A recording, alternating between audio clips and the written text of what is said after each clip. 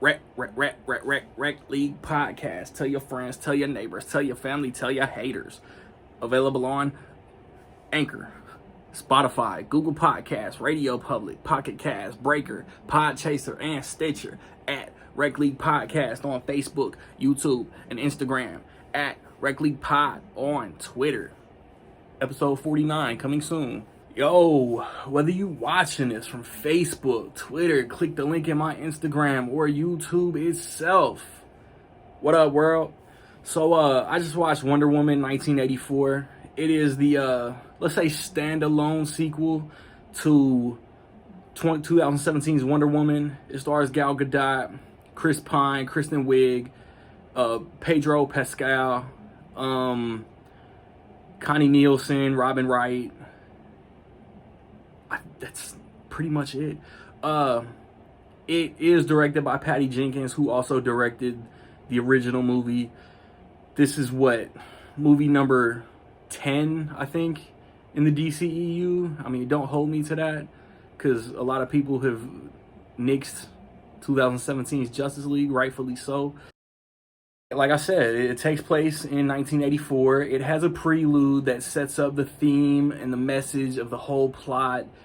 Diana Prince has basically been roaming the world 70 years, mad attractive, but mad lonely, shooting down any offer that she gets to hang out, let alone lame-ass dudes who want more than to hang out. She meets Barbara Minerva, who is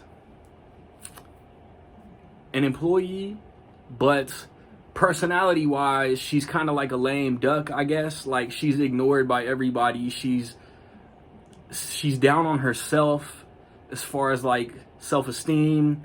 There's like, I don't want to give details. There's an incident early on. Artifacts are discovered, and a certain artifact sets everything into motion. Something happens with Diana, something happens with Barbara. Pedro Pascal, Max Lord, in the Supergirl show, I'm not positive on the comics, but in the Supergirl show, season 1, they called him Maxwell Lord. I think that's his name, but they never call him Maxwell in this movie. So Max Lord gets this artifact, and I don't think Cheetah is wasted as a villain, but, well, let me backtrack.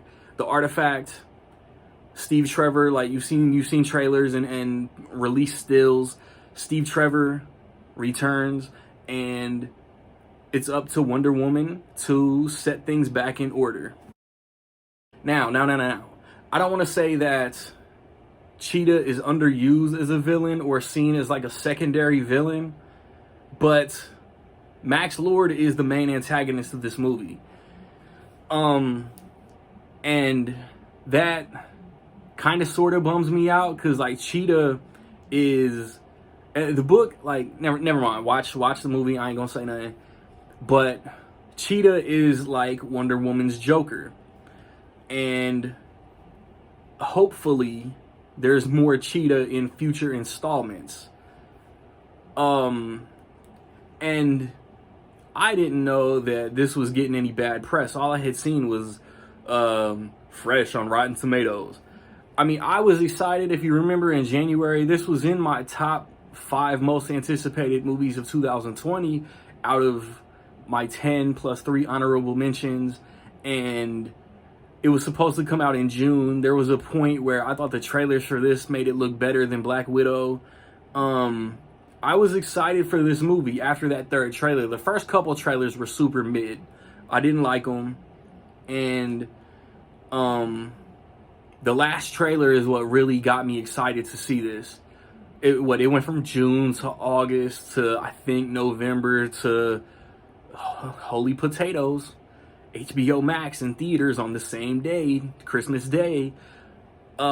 Only because Soul came out on Disney Plus, only on Disney Plus. I stayed home and I watched Wonder Woman on HBO Max.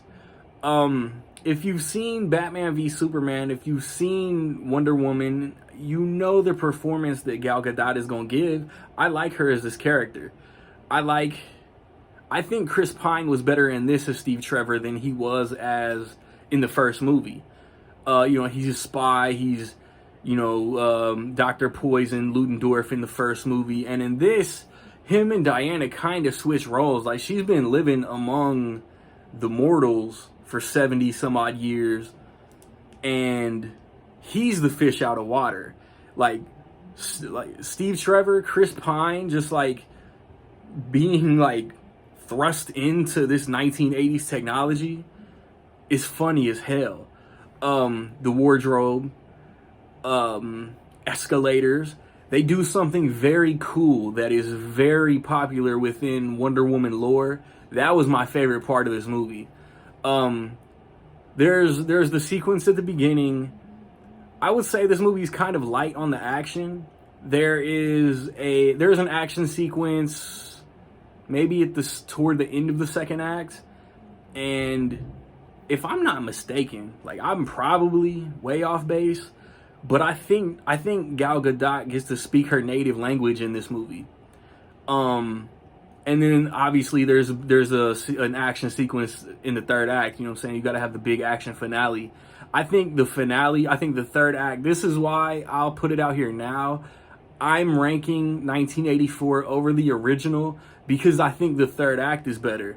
I think Kristen Wiig's art as Barbara Minerva, as Cheetah, is amazing. I love where she started. I love where she ended.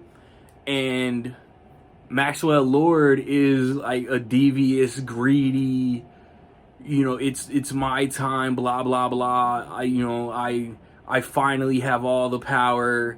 You know what I'm saying? I think I saw an interview of Pedro Pascal saying that he molded his Max Lord character after Gene Hackman's Lex Luthor in the Christopher Reeve Superman movies. That's a perfect comparison. He could have been in Superman 3. He looks like he was lifted right out of Superman 3, even though Superman 3 was ass cheeks.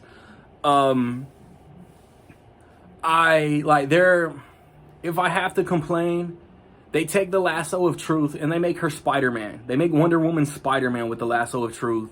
But like that is a minor ticky-tack complaint. I think I had other ones, but they're little, they're minuscule. There was nothing I didn't like about this movie. I don't have it as high as my favorite movies in this universe. And they show you at the beginning Wonder Woman's like a strong woman's heroic impact on young girls. That was fire.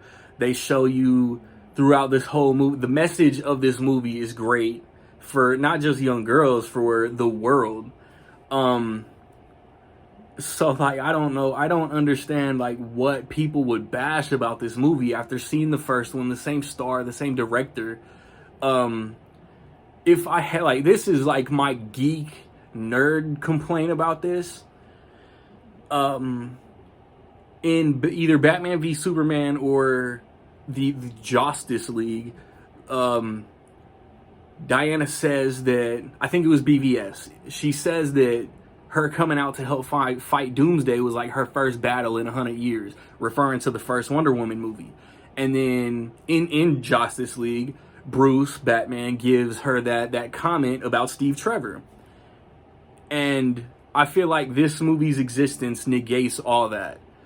Other than that, man, I really enjoyed this. There were some amazing visuals. There were humorous comedic moments. I mean, it's Kristen Wiig. Like, Kristen Wiig is great.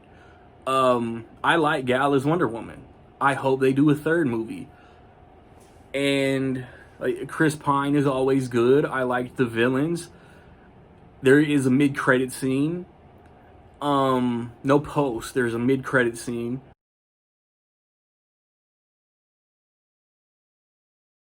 With all that being said, in my opinion, I will say that Wonder Woman 1984 is dope. Like I said, I have it percentage points over the original in my ranking of DC Comics movies and the DC Extended Universe, maybe even comic book movies overall. Because it's like, they're both good. They're both really good, enjoyable, fun movies. Have you seen Wonder Woman 1984, man? What you think about it? Positive, negative, somewhere in between? Let me know. I've recently posted reviews for The Midnight Sky, for Mank. Check those out. Right around the corner, probably by the time you get done watching this, I'll have a review up for Pixar's Soul. And my last movie review for the year is gonna be News of the World, the Tom Hanks Western that just came out. So Rec League podcast coming this weekend. Favorites of the year. So like, subscribe, comment. Find me where you find me, man. Don't know where to find me. Watch these credits. Peace.